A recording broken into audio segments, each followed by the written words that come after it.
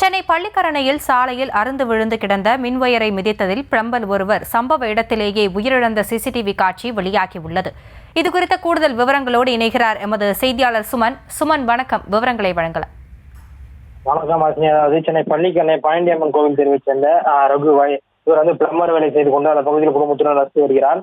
இந்த நிலையில் நேற்று இரவு சென்னை மற்றும் சென்னை புறநகர் பகுதியில் திடீரென இடியுடன் கூடிய கனமழை பெய்ததால் அந்த பகுதியில் சாலையில் உள்ள மின் கம்பத்தில் இருந்த மின் ஒயர் அருந்து சாலையின் ஓரமாக விழுந்துள்ளது. அதே போல அந்த பகுதியில் உள்ள சாலைகளிலும் மழைநீர் அணிந்து தேங்கியுள்ளது. இந்த நிலையில் தான் நேற்று இரவு 11 மணி அளவில் சிறுநீர் கழிப்பதற்காக ரகு வீட்டை விட்டு வெளியே சாலையின் ஓரமாக சென்றுள்ளார். அப்போது சாலையில் இருந்த மின் கம்பத்தில் அவரது காலானது பட்டு அந்த இடத்திலேயே சற்றும் எதிர்பார்க்காமல் துடித்து சம்பவ இடத்திலேயே பரிதாபமாக உயிரிழந்தார்.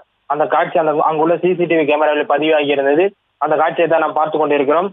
தொடர்ந்து கணவர் சென்று வெகு நேரமாகியும் வீட்டுக்கு வராததால் மனைவி வெளியே சென்று பார்த்தபோது கணவர் கீழே இருந்து கிடந்ததை பார்த்து அதிர்ச்சியடைந்து கூச்சலிட்டார்.